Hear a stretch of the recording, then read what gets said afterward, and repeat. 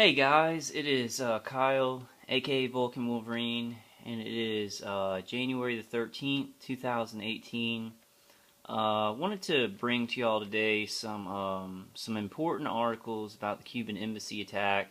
There's so much coming out about the Cuban Embassy attack. There's Senate hearings right now convening to investigate the Cuban Embassy attack, and a lot of information paralleling what is going on with targeted individuals around the world is coming out, and hopefully more will come out in that Senate hearing. We can only hope for that, and hope that some men of morals start really investigating this stuff. But I kind of want to go through, two articles, and then kind of tell y'all about an article that I was going to go through, and I should have gone through it the other night, but the article has been taken down, and it had one of the most important quotes I think that I've found from a U.S. senator about the Cuban Embassy attacks. I will give y'all the link and everything, but it was a news story from January the 9th from a French newspaper, which was actually taken down. I'm not sure if it was just because it was old news, and the rest of the article was really lackluster, but there was a huge quote from a U.S. Senator from Florida, Marco Rubio, but I will get to that. I'm going to go ahead and start with this short video on CNN about the Cuban Embassy attacks, and this is a story, this is from CNN Politics. Senate holds hearing on Cuba sonic attacks. And then I'm going to go back to an older article and then get to that other one. I'll get to as much as I can in this video. Alright, and I'll discuss what I was about to say in just a second. The reestablishment of full diplomatic ties. I'll go to the beginning of the video. Just 2 years after the reestablishment of full diplomatic ties, the U.S. Embassy in Havana has seen better days. Hurricane Irma battered much of Cuba and the Havana Seafront Boulevard, where the embassy is located. U.S. diplomats are still picking up from the storm, and now are facing another calamity. Diplomats' families and non-essential personnel are being ordered to return to the U.S. after at least 21 members of the embassy staff were targeted by what U.S. officials say could have been sonic attacks. We have it under evaluation. It's a very serious issue with respect to the harm that certain individuals have suffered.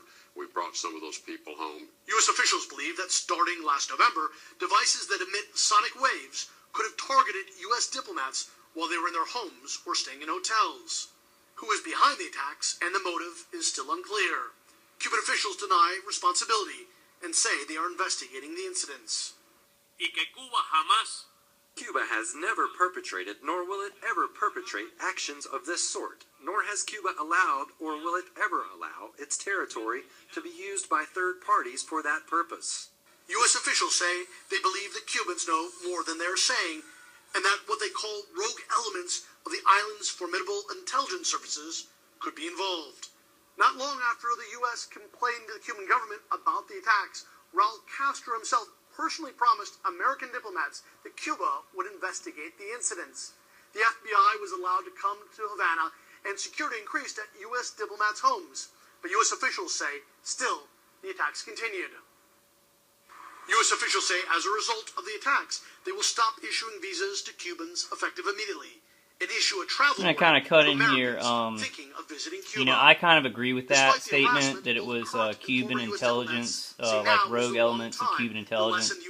I think that if it was the Russians doing these attacks, that the Cubans would not be so vehemently denying that anything happened. What worries me more than anything is that hardliners on the Cuban side and the U.S. side might be behind pushing this idea.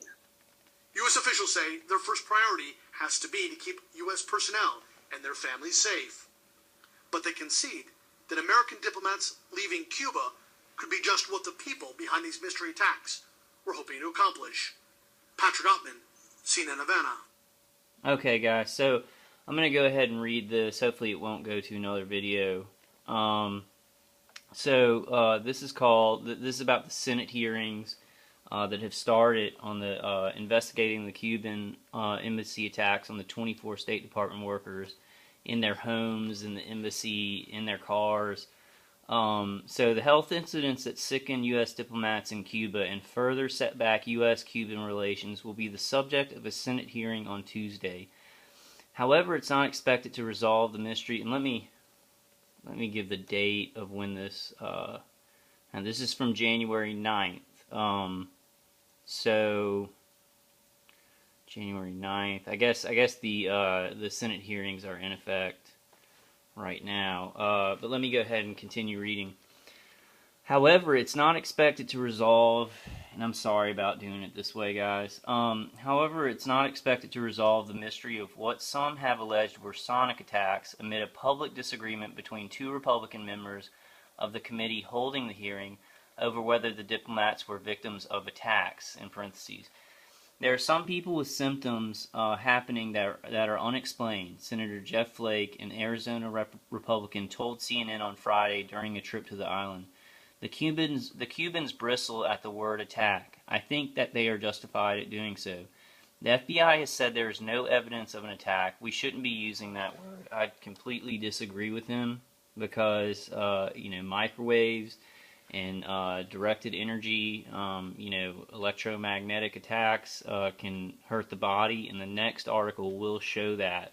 So I think that we do need to define them as attacks, no matter what the people perpetrating it are trying to do to the victims or survivors of this crap.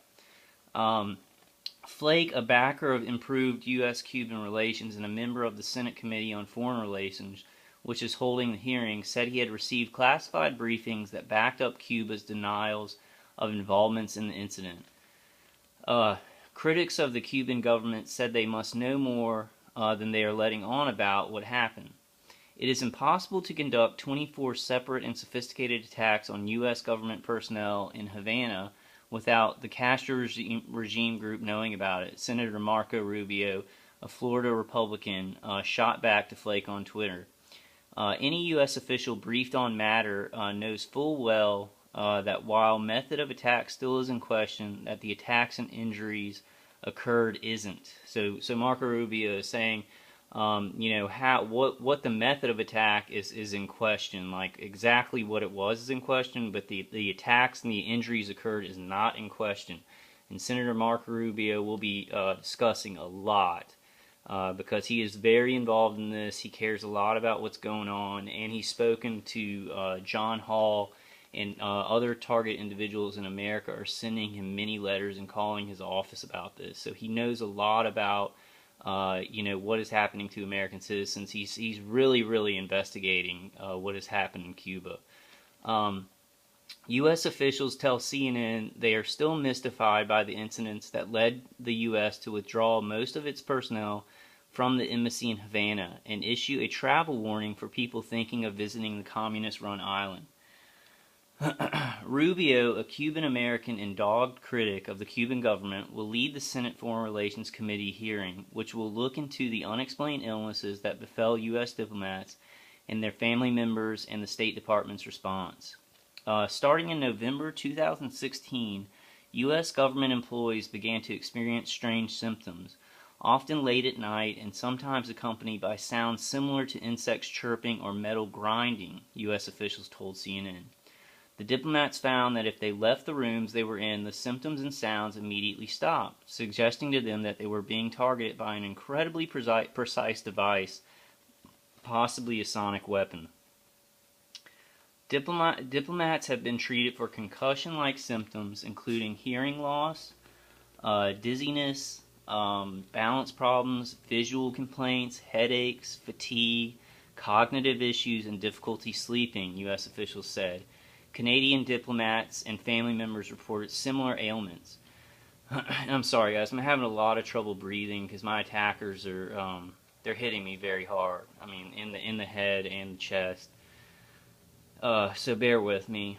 And I'm being hit, and I'd like to just state factually that I'm being hit with what these State Department workers were hit with for like a year.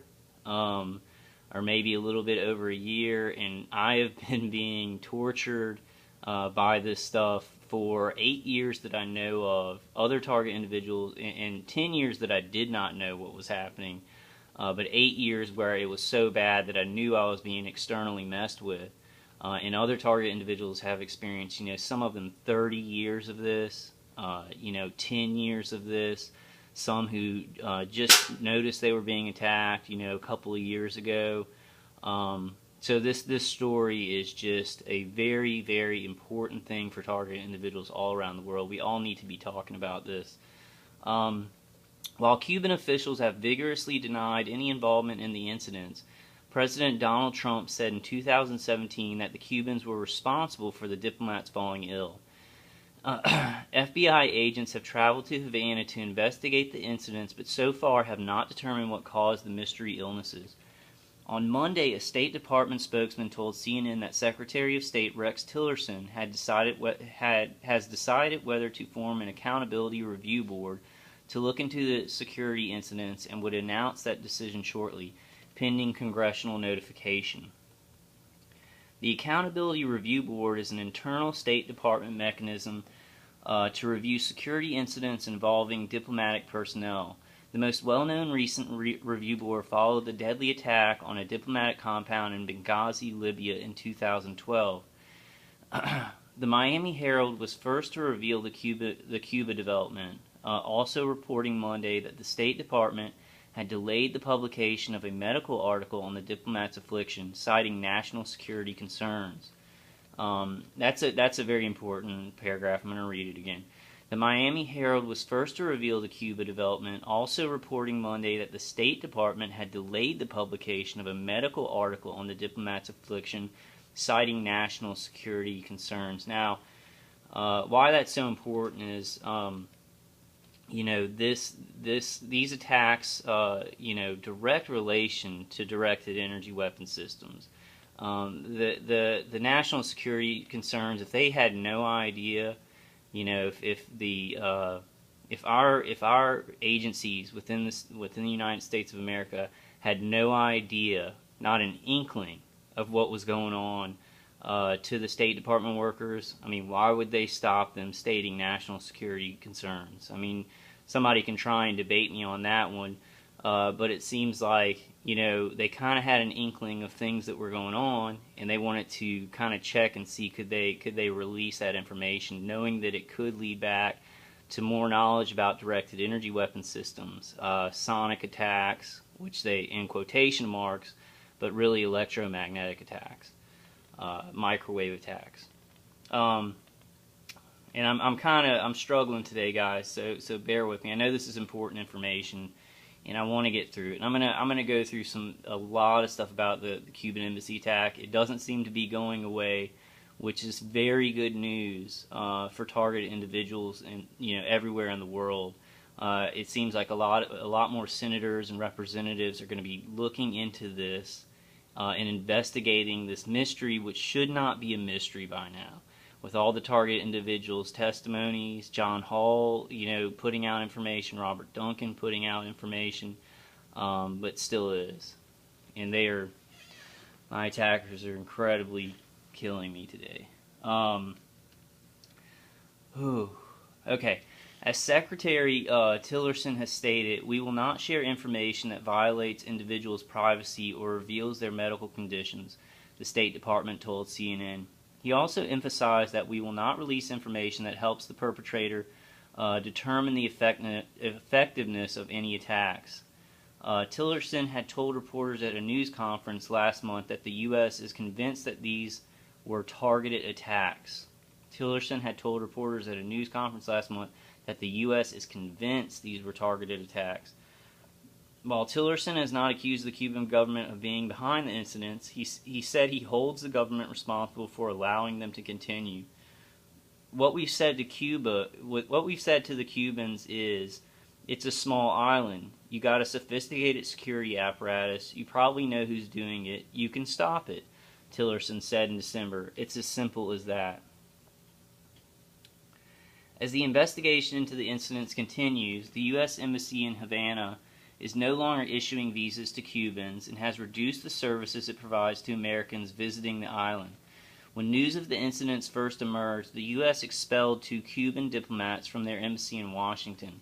That action was followed by the expulsion of 15 Cuban diplomats in October.